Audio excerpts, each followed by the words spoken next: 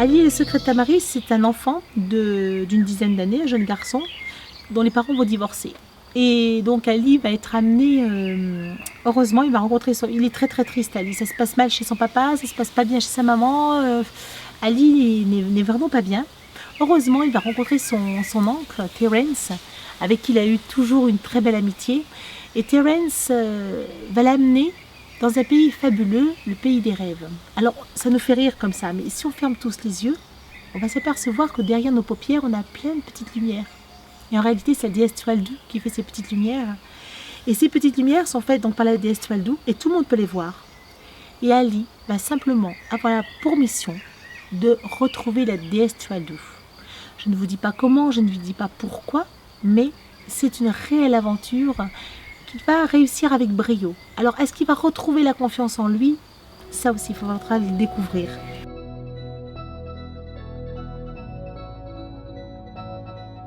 J'aime bien mêler aussi le fantastique un peu au réel, parce que ça nous permet de pouvoir tout faire, et ça nous permet toujours d'accrocher avec notre âme d'enfant. Et lorsqu'on est adulte, lorsqu'on lit des livres, je trouve, où il y a un petit peu de fantastique, ça nous permet de dire oh, finalement, oui, c'est vrai.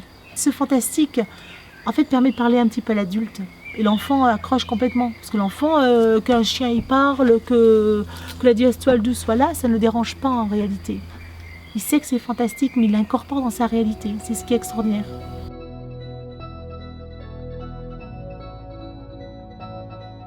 Que les personnages aussi soient bleus, pour moi, était très important, parce que c'était vraiment des gens différents, mais finalement tellement pareils que nous.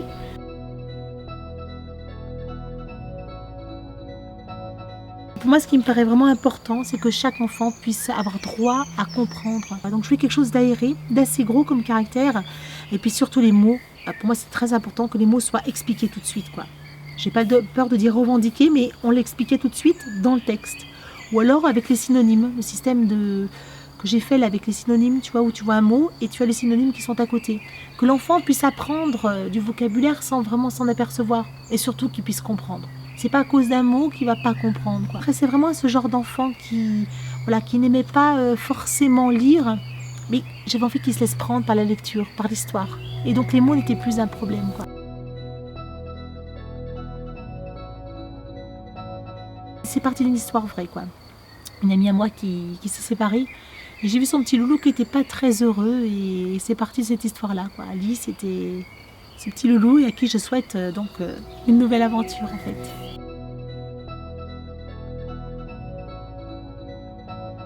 Ça, c'était à la demande des enfants, par contre. Beaucoup m'ont dit, mais Isa, je voudrais le deuxième.